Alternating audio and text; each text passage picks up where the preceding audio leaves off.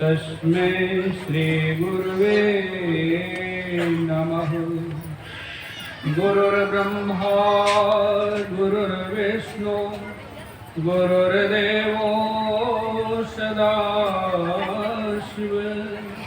गुरु साक्षात् परब्रह्म तस्मै श्री गुरुवे नमः। तस्मै श्री गुरुवे नमः। आप सदात्माओं को मेरा प्रणाम। ये निश्चित है हम लोग जितने हैं आज न कल एक ऐसा समय आएगा जब हम लोगों का शरीर नहीं रहेगा। उसके बाद हमारी स्थिति क्या होगी, हमारी गति क्या होगी।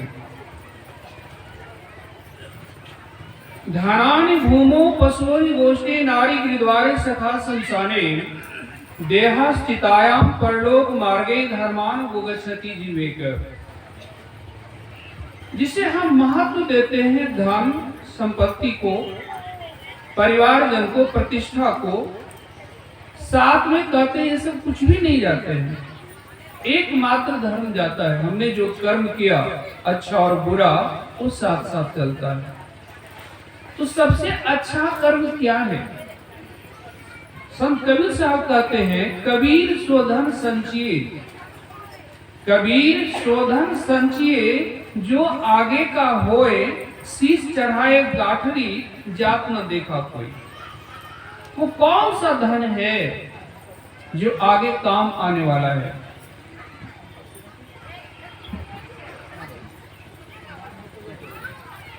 संत महात्मा उपदेश करते हैं ये जो सत्संग है, ध्यान है, यही आगे काम आने वाला है। ये रास्ता आसान तो नहीं है। अनुभव बतलाता है कि जब करना भी कितना कठिन होता है। गुरु महाराज के गुरु बाबा देवी साहब के एक शिष्य, शायद उनका नाम, उनको सदराला साहब थे, उनसे बाबा देवी साहब पूछते थे कहो जी क्या समाचार। तो कहते थे हनोज अव्वल, आज भी पहला ही दिन है। ये मन ध्यान भजन में लगना नहीं चाहता है। जन्म जन्मांतर से विषयों का आदि हो गया है। उन विषयों से मन को हटाना, लेकिन कहते अभ्यास और वैराग्य।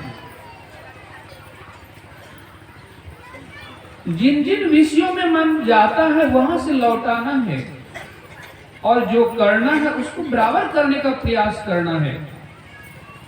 पातंजल योग दर्शन में यम, नियम, आसन, प्राणायाम, प्रत्याहार, धारणा, ध्यान, समाधि, एक आसन पर स्थिर से बैठना ये भी बहुत बड़ी उपलब्धि है। क्योंकि शरीर स्थूल है, मन बहुत सूक्ष्म है तो दोनों जड़ ही। लेकिन जब शरीर ही हमारा स्थिर नहीं रह पाता है, शरीर को ही स्थिर नहीं कर पाते हैं, तो मन कहां से स्थिर हो पाएगा। गुरु महाराज के प्रवचन में मैंने पढ़ा कि जो प्रत्याहार में उकताता नहीं है, साधना उन्हीं से हो पाती है। प्रत्याहार क्या है? मन भागता है, उस मन को लौटा के फिर लाते हैं, फिर मन भागता है, फिर लौटा के लाते हैं। जप करने के लिए बैठे हैं, लेकिन थोड़ी देर के बाद मन में जाने किधर चला गया, कौन सी बातों में लग गया। ऐसी ऐसी बातें जो ध्यान के वक्त में ही आती है, पहले नहीं आती है। लेकिन कहते इस क्रिया में मतलब मन को फिर लौटा के फेर के लगाना, ले आना, जो उकताते नहीं है उनसे साधना हो पाती है। तो सत्संग के द्वारा ये बोध कराया जाता है कि संसार नश्वर है, यहाँ सब कुछ जितने भी चीज हैं सब परिवर्तनीय है, सब में परिवर्तन होता है। ये शरीर देखते हैं बदलते बदलते क्या रूप हो जाता है। वो बचपन का रूप याद करें और बुढ़ापे का रूप याद करें। बुढ़ापे की स्थिति क्या हो जाती है, चेहरे में झुर्रियां पड़ जाती है, दांत टूट जाते हैं, आंख से ठीक से दिखाई नहीं पड़ता है, हाथ में लाठी आ जाता है, चलना फिरना मुश्किल हो जाता है। संसार के बारे में है कि संसार भी बना है और ये संसार भी एक समय आएगा, ये पृथ्वी, ये चंद्र, तारे सारे नष्ट हो जाएंगे। सुधी करो प्यारे हो आपन देश के जहवा क्लेश कछु नाही, जननी पिटोरे प्यारे जग परदेसवा सुख कछु ये वानाई। मत लिपटो, ये संसार में सुख नहीं है, लेकिन हम लोग क्या हैं, हम लोग अज्ञानी हैं। इस संसार में सुख ढूंढते हैं, सुख पाने के लिए धन कमाते हैं, मकान बनाते हैं, बाल बच्चे पढ़ाते लिखाते हैं, सब कुछ हो जाने के बाद पाते हैं कि सुख मिला कहां। कहते सुधी करो प्यारे हो आपन देश के।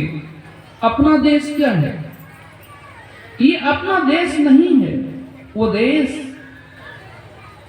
जहां जाने के बाद सुख शांति मिलेगी। स्वामी विवेकानंद गए अमेरिका, रामकृष्ण परमहंस जी महाराज के विद्वान शिष्य सन्यासी स्वामी विवेकानंद 1893 ईस्वी अमेरिका गए। एक दिन की बात,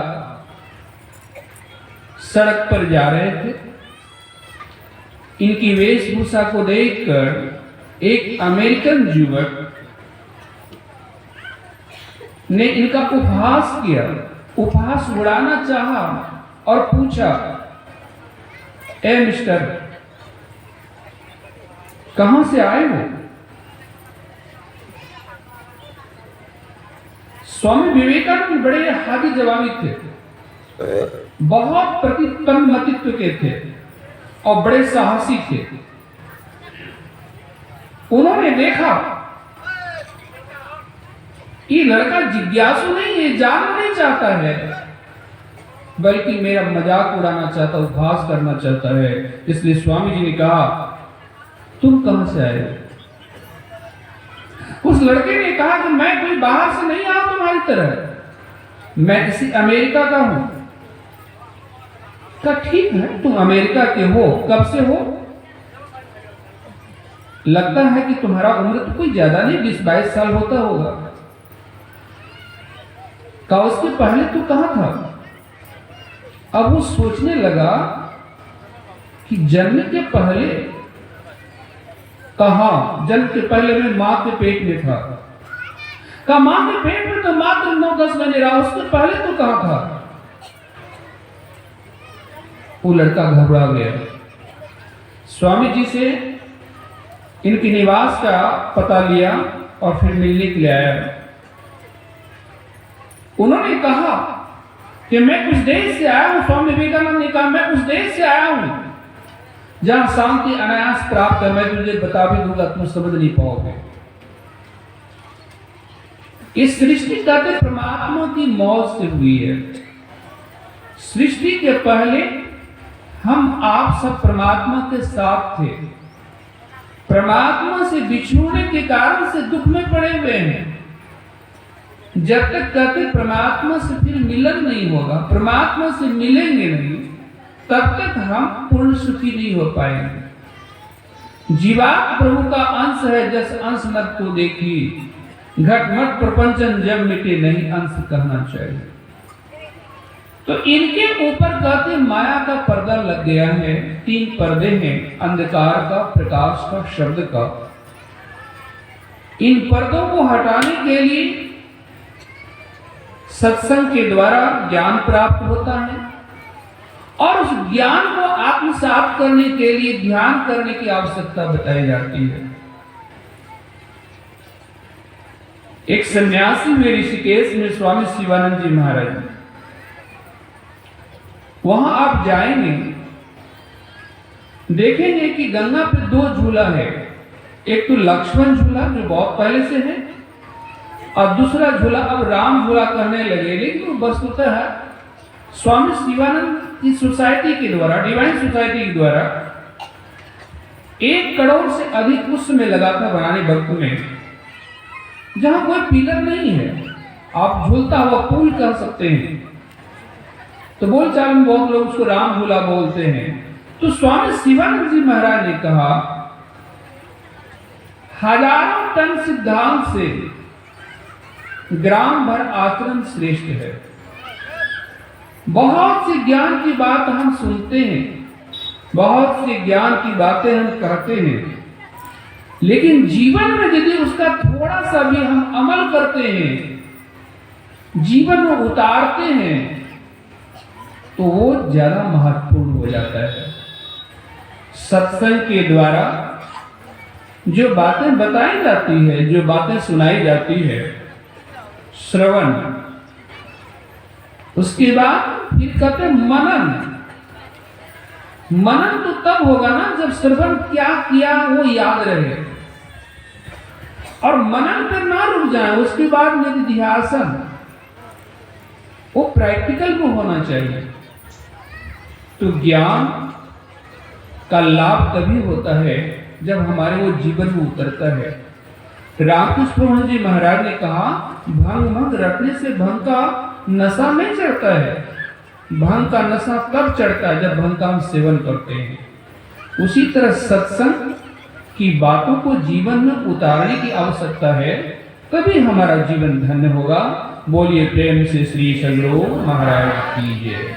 जय। पूज्य बाबा ने बहुत ही कम समय में, समझिए कि 2-3 मिनट पहले ही अपने विचारों को विराम दिया है। पूरे 9 बजे हैं और अब आप लोगों की जो दृष्टि है, जो अररिया से पूज्य बाबा यहाँ पर आए हुए हैं, उनके विचारों को सुनने का, तो मैं अधिक समय जाया न करते हुए